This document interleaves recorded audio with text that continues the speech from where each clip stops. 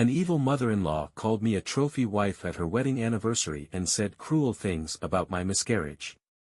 Her husband shocked everyone, and now she is paying for her actions. My husband Mark and I have been together for almost 8 years, and we are happy in our marriage, but there are constant conflicts in our relationship with his parents. Unfortunately, my mother-in-law has disliked me from the very beginning of our relationship. Phil, my father-in-law, was a kind man, but he always let his wife take the lead and preferred to stay out of things. My husband grew up in a more affluent family compared to mine, and my mother-in-law always considered this a reason for her dislike. From the start, she made it clear that my middle-class background was something wrong. She made remarks about my appearance, clothes, or shoes. Before, I always felt confident about my clothes. I tried to dress appropriately no matter who I was meeting. However, it was not enough because of her constant comments. I started buying expensive clothes specifically for meetings with her so she wouldn't look down on me. One day, I wore a white shirt that she had seen me in a month ago, and my mother-in-law immediately noticed that I was wearing the same clothes several times, adding that wealthy people don't do that. She said with contempt that I should be ashamed. My husband tried to stop his mother, but she deliberately made such comments in front of everyone so that I would blush with shame. She even forced me to go shopping with her and bought me clothes that I didn't even like. Nevertheless, I accepted her gifts with sincere gratitude. I always tried to build a relationship with her, sincerely believing that she would eventually accept me, but the situation began to worsen, and soon it became clear that her generosity had its conditions. When Mark and I had been dating for less than a year, I got a job in an excellent company, which allowed me to significantly improve my lifestyle. Mark was very happy for me, but when my mother-in-law found out, she was clearly unhappy. She started calling and texting me, demanding to know exactly how much I was earning because, according to her, women in their family should always earn less than men. I was offended by this, and I noticed that in the long term, I would probably earn more than my husband because I work in the very profitable pharmaceutical industry. Then my mother-in-law began to insist that I could work in this field until marriage, but after marriage, I would have to leave my job so that other family members wouldn't say that Mark was supposedly unable to provide for the family. This conversation really made me laugh because it's not the 50s, and Mark never had a problem with my work or income. I decided to talk to Mark directly and tell him that his mother was making me feel uncomfortable. He was furious that she had called and texted me about this. I don't know what he said to her, but soon my mother-in-law called me, screaming and crying. She accused me of trying to drive a wedge between her and her son and called me the devil incarnate. She declared that she would never allow Mark to marry a woman like me and that I needed to leave him. I ended the call and blocked her number because her toxic behavior was starting to tire me out a lot. This was the first serious warning sign. Of course, Mark and I didn't break up, but it made me think about what kind of mother raised him. Unfortunately, I couldn't completely stop contact with my mother-in-law because I had to go to family events where Mark was invited, and she was there too. My mother-in-law completely ignored me, pretending I didn't exist. For example, at Mark's cousin's birthday party, everyone greeted both of us, but she ran up to hug Mark and asked him how his day went. If Mark tried to involve me in the conversation, she looked away and quickly changed the subject. I began to notice a pattern. She always mentioned her health problems and told Mark how she was getting old and weak, hinting that she might just die one day and he should take care of her more, even though she had absolutely no health problems at all, she was perfectly fine. It was strange to watch her try to manipulate her son to get emotional attention. When, after years of dating, Mark proposed to me, he invited everyone to our engagement party. My parents and grandparents were very happy for us, but I can't say the same about my husband's parents. My mother-in-law came to the party with a gloomy expression on her face, which became even darker when she saw the ring on my finger. She started telling Mark that it was disrespectful to buy me a ring bigger than the one she got from her husband. Phil tried to calm her down, asking her not to make a scene, but my mother-in-law continued to complain that her son never did anything good for her, but for this poor girl, he does everything. This angered me, and I told her that if she didn't respect me, she needed to leave. My mother-in-law was shocked by what she heard, but I knew I wouldn't let her ruin the happiest day of my life in front of my whole family. Phil took her out of the hall while she continued to shout something at Mark, who later apologized to me. My mother-in-law called Mark to apologize, saying she was drunk, even though we all knew she had barely had a glass of wine. However, since she apologized to both of us, we decided to forget about it. Then the wedding preparations began. My mother-in-law insisted on being included in the process of choosing the wedding dress, claiming that she had always dreamed of this. It is important to note that by that time, my patience with her had already worn thin, but she was still my fiancé's mother, and I couldn't show obvious disrespect, so I agreed to take her with me. I warned my mom and twin sister to be ready for her possible antics. As expected, my mother-in-law found a reason to pick on my dress. She said that refined women don't wear that much lace and demanded that I choose a more traditional white dress. I refused, and my mom told her that I was not her daughter, so she should keep her opinion to herself. My mother-in-law got angry and, like a child, sat in the corner, pouting and crossing her arms. Throughout the fitting, she continued to make unpleasant comments about the dresses I tried on. In the end, I still chose a dress and paid for it.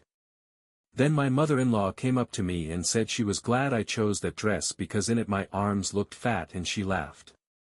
Hearing that comment, my mom, who had shown incredible patience, started yelling at her and scolding her for her immature behavior. I was on the verge of tears because no one wants to hear something like that about their wedding dress, especially since I am not fat, and I didn't understand why she said that. We made it clear to her that she would have to find her own way home since I was driving everyone that day. I knew that otherwise, she would continue to say nasty things to me in the car. My mother-in-law began to panic, claiming that I couldn't just leave her like that, but that's exactly what I did. When I was driving my mom home, Mark called me. He started asking how I could do that to his mother and told me that she had called him in tears, accusing me of deliberately abandoning her. I told Mark that I would explain everything when I got home, but he continued to reproach me. Then my mom, who had heard everything because the call was on speakerphone, explained to him that he had no idea how his mother had behaved all day. She listed all of her behavior point by point and in the end asked Mark if he thought that was how adults should behave. Obviously, Mark was ashamed because he didn't know the whole story. My mother-in-law, of course, hadn't told him the whole truth. Later, when Mark came home, he apologized to me again. He said he just panicked, thinking his elderly mother was left alone, which is why he reacted that way. I told him that I would never have done that if she hadn't behaved terribly all day. Mark hugged me and said he would understand if I wanted to exclude her from the guest list for our wedding. At that moment, I really wanted that more than anything in the world, but I was afraid that Phil wouldn't be able to come if she wasn't invited. I couldn't allow my husband's parents to be absent from our wedding, it would be cruel.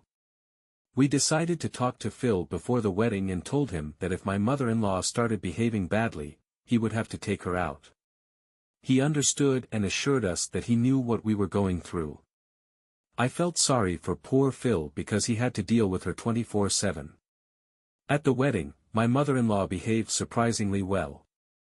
She kept bragging to everyone what a grand ceremony we had, as if she had paid for something.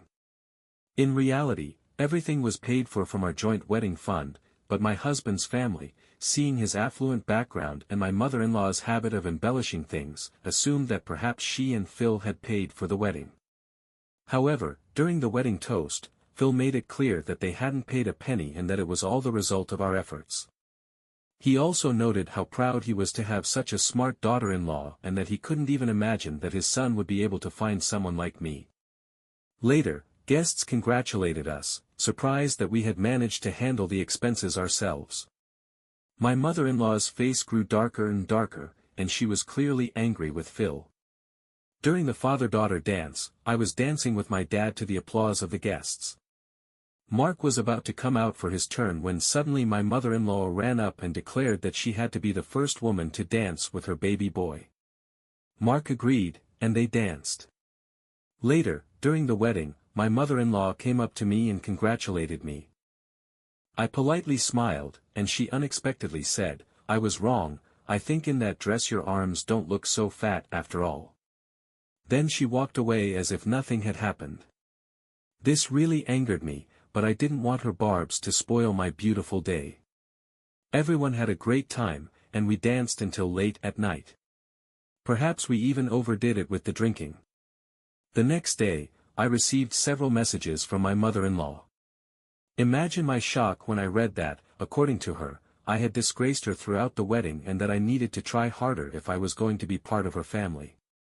I had a bit of a headache after the celebration, but I clearly remembered everything that had happened at the wedding, so I decided to call my parents to ask if I had done anything embarrassing. They assured me that I hadn't, I had behaved beautifully, and everyone had a great time. Later, when my husband woke up, I showed him all the messages. He told me to just ignore them. This aroused my suspicion, and I asked him to tell me exactly what my mother-in-law meant. Then Mark admitted that my mother-in-law had approached him throughout the night and said that I was having too much fun. If I danced with my cousins, she called me promiscuous and said that Mark needed to control me because now I was married. Mark told me this in a joking manner, adding that he had ignored her comments and that I should do the same. However, I was offended. How could she imply something like that when I was just dancing with my relatives at my own wedding? She had no right to say such things about me. I wanted to confront her immediately, but Mark and I were leaving for our honeymoon, so I put the issue aside. Our honeymoon was wonderful. We had a great time. On the day of our return from the honeymoon, my mother-in-law called me, sweetly asking how everything went. It was strange because she almost never calls me. I told her that I didn't like how she had talked about me to Mark on our wedding day. She quickly dismissed it, claiming she meant no harm. Then she began to ask for details about our honeymoon, all the time hinting whether we had enough time alone. I asked her to speak directly because I considered our honeymoon to be none of her business. Then my mother-in-law said that she just wanted to know if I was planning to become a mother anytime soon. I felt sick to my stomach from her words, and there were two reasons for this. Firstly, I had just gotten married, but not even a week had passed, and she was already expecting me to become a breeding mare for her dream of becoming a grandmother. Secondly, Mark and I did not want children yet. We had discussed this long before our relationship became serious, and our opinion had not changed since then. I remained silent while my mother-in-law continued to insist that I needed to get pregnant as soon as possible because my biological clock was ticking and these were my best years for having children. I was so uncomfortable listening to her reasoning that I could barely contain myself, but she went even further. She started saying that my husband and I should stop using contraception. This was a completely unacceptable statement. I immediately stopped her and said that I no longer intended to continue this conversation. When I told Mark, he was furious. He immediately called her to tell her what he thought of her, and he honestly admitted that we were not planning to have children yet. My mother-in-law's reaction was predictable. She started screaming and acting as if we had killed her dog. She began to threaten that if he didn't give her a grandchild, she wouldn't leave him anything in her will. To this, Mark laughed and reminded her that she had no assets because she and Phil had a prenuptial agreement, and she wouldn't have been able to leave anything anyway. Then my mother-in-law screamed at me, blaming me for everything. She declared that my only duty as a woman was to give birth to a child for my husband, and I couldn't even handle that. She started using words like, "good for nothing," and it was very painful to hear. Mark asked her to stop, but she continued to insult me, claiming that we had ruined her lifelong dream and that if we didn't want children, then why even get married? After that, Mark finally put an end to it. He told her that he had had enough and that she needed to be quiet. He made it clear that he would no longer allow her to speak about me that way and that, given all the years of her humiliation, he had had enough. My mother-in-law tried to justify herself, but Mark stated that he was going to cut off all contact with her and that she would no longer be a welcome guest in our home or in our lives. He warned her that if she showed up without an invitation, we would immediately call the police and embarrass her in front of the neighbors, knowing how much she cares about other people's opinions and her reputation. Since then, we have kept our word and completely stopped communicating with her. Phil tried to intervene once, but after a conversation with Mark and learning the whole truth, he supported our decision. Over time, my parents and Phil met several times, but we never invited my mother-in-law. Fortunately, she respected our rules and boundaries. Last December, I accidentally got pregnant. We were shocked because it was unplanned, but at the same time, we were in a good place in life and decided that we would manage. When everyone found out the news, we started receiving congratulations. My mother-in-law sent a bouquet of flowers and a letter of apology. In it, she wrote that she had thought a lot about her behavior and had changed after several years of therapy. I didn't respond to her because I still doubted her change. However, after 2 months of pregnancy, I had a miscarriage. It happened at night, and I froze when I saw the blood. I woke Mark up in tears, and he immediately took me to the nearest hospital. There, we were given the bad news. It was very difficult because, although we hadn't planned this pregnancy, we had already fallen in love with this little one and would have done anything for him or her.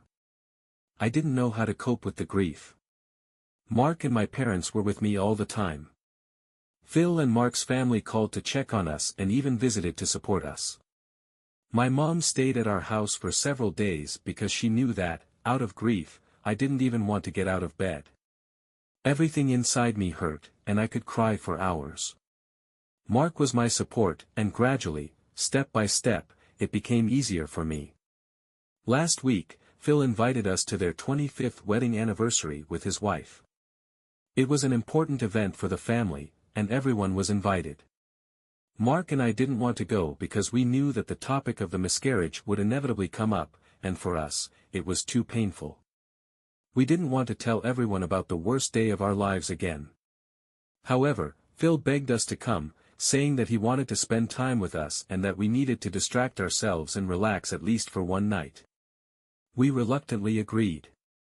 This was supposed to be our first meeting with my mother-in-law in all these years, but I was already in such a heavy emotional state that I didn't even have the strength to think about her and her antics. My mother-in-law was pleasantly surprised to see Mark at the party and immediately rushed to hug him. She was cold with me, but I didn't care. I found a place to sit, leaving Mark to talk to his mother. Later, during dinner, everyone was sharing their good news and successes, as is usual at family gatherings. One of Mark's cousins mentioned that she was pregnant, and it was like a punch in the heart for me. Everyone started congratulating her when suddenly my mother-in-law stood up to make a toast. Taking the microphone, she raised her glass and began to talk about how happy she was to be in the circle of her loved ones and how she wouldn't want to change anything. Then she congratulated Mark's cousin on her pregnancy and began to talk about how she was bringing a little bundle of joy into the world while others were killing children. She looked at me pointedly and continued that she knew I had done something on purpose with the baby because a miscarriage was impossible. Mark and I froze, not believing how cruel she could be. My mother-in-law continued to loudly declare that her son had ended up with someone like me and that she had only allowed him to marry me because she was hoping for grandchildren, but I turned out to be incapable even of that. She announced that I was nothing more than a trophy wife and that she eagerly awaited the day when Mark would finally divorce me so that no one would have to see me at her next anniversary. Then she raised her glass and drank it to the bottom as if she had just delivered a triumphant speech. The room fell silent until Mark asked his mother what the hell she was doing. An argument broke out between them, with my mother-in-law continuing to accuse me, and Mark defending me with all his might, saying how absurd and disgusting her behavior was. I was so humiliated and depressed that I burst into tears. For me, it was too much. I couldn't handle the onslaught of mockery. My mother-in-law mockingly said that I should stop putting on a show because no one would believe my pitiful story. Suddenly, completely unexpectedly, Phil, who had been sitting silently and observing everything up to that point, stood up and asked everyone to calm down. He said that he needed to say something important to get something off his chest. Taking the microphone, he announced that he had been suffering for the past 25 years and that today his eyes had finally been opened. He was no longer willing to tolerate it. He looked at his wife, who was frozen in bewilderment, and announced that there would be no next wedding anniversary because he no longer wanted to be married to her. Her face looked as if she had been hit with a brick. Phil continued, stating that he had stayed in the marriage with such a woman for so many years only for the sake of Mark, to give him a good example to look up to and to avoid breaking up the family. However, after observing his wife's behavior over all these years and seeing how she continued to hurt those around her, he realized that he was too old to endure it any longer. My mother-in-law looked stunned, but Phil did not stop there. He asked the guests to enjoy the food and informed them that he was going to go out for a drink. He took off his jacket and tie and left the party. My mother-in-law began to shout for him to come back, but he ignored her. Then she turned her anger on me, claiming that it was all my fault and that I had ruined everything. But Mark told her that it was completely her fault and that he was glad his father was finally leaving her. These words must have really hurt my mother-in-law because she fell silent and told everyone that she was also leaving. Some guests came up to me to make sure I was okay because they were worried about me.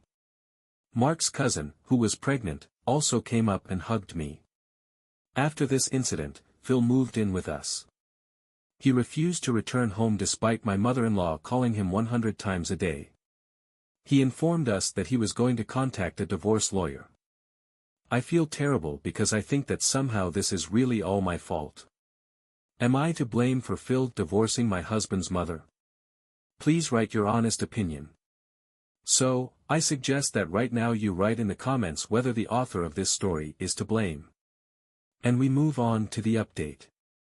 Update 1. I didn't expect my post to get such a response when I published it. So many people shared their stories with me about toxic mothers-in-law, it's just shocking. I can't understand how parents can behave like this. Also, I want to clarify, please don't blame my husband. He stood up for me as much as he could. It's not easy for him to deal with a controlling, manipulative, and toxic mother. I was lucky to grow up in a loving family, and he wasn't. Obviously, he grew up thinking such behavior was normal and did everything to protect me. And finally, I want to thank everyone who shared their stories about miscarriages. I sincerely sympathize with every woman who has gone through this. It's hard for me to admit this, but I feel an enormous amount of guilt because it was my duty to protect my child. I did everything I could, but I still feel guilty, even though it was in no way my fault. You're right, I need to see a psychologist. I will also join forums where other moms share their experiences of dealing with this tragedy to get support and understanding. Update 2, Phil has finally filed for divorce. Since my last update, 2 months have passed, and all this time Phil has been living with us. He's a great guest. Now I understand where my husband gets his sense of humor. Phil also likes to cook, so sometimes when I come home from work, dinner is already ready. My mother-in-law was very lucky to have him, and I don't understand how she could afford to lose such a person. When Phil and Mark came to serve her the divorce papers, she refused to even look at them. Mark told me that she screamed, claiming that they had no right to exclude her and that she had said all those things about me only because she wanted the best for our family. Mark ignored her and helped Phil pack his things. My mother-in-law got angry and started throwing things on the floor, screaming and crying. At this point, Phil threatened to call the police because it was his house. Hearing this, she fell silent because she understood that she had nowhere to go after the incident at the anniversary. None of the guests had been in contact with her except to express how terrible a person she is. Everyone knew she was lying about me being a trophy wife because I have a good career and I earn a decent amount. They also understood my pain from the loss of the child. Obviously, everyone turned their anger on my mother-in-law and made it clear that they did not want to communicate with such an unstable person. She no longer has any family or friends because of her antics. She tried to beg Phil to come back, but he clearly didn't need that. My parents talked to my mother-in-law after they learned what she had said to me and made it clear that they would sue her for public defamation. My mom is not the type to stay silent, and she told my mother-in-law exactly what she thought of her. Knowing my parents, I am confident that they will keep their promises and take the matter to court if necessary. So, I hope she will stay away from me. Update 3. Thank you to everyone who has supported me throughout this journey. It has been 8 months since my last update, and I want to share that Phil is now a free man. He had a prenuptial agreement with my mother-in-law, so she didn't claim anything. However, Phil agreed to give her all the money from their joint account and also leave her the car. She was furious and demanded that he also give her the house, but Phil and his lawyer just laughed because the house belonged to Phil even before their wedding. Mark heard that his mother is currently living with one of his cousins while she looks for affordable housing. In my opinion, she has enough money to live a comfortable and dignified life on her own. My mother-in-law mostly stays away from us, although from time to time, we hear that she is trying to spread her version of the story to elicit sympathy from someone. Well, let her do what she wants. As for us, we are happy. Things are going well with Mark and me. I really did go to therapy, as I mentioned before, and it helped me make new friends who completely understand me. Mark also started individual sessions with a psychologist to deal with issues from his past. In our careers, things are also going great, and we are just grateful for everything we have. So, be sure to write in the comments what you think about this story. I think similar situations are familiar to many, if not all, with toxic mothers-in-law or toxic mothers-in-law. In this case, it's just the extreme level of that toxicity. Thank you for watching this video to the end. Watch our previous video that you will see here, and good luck to you.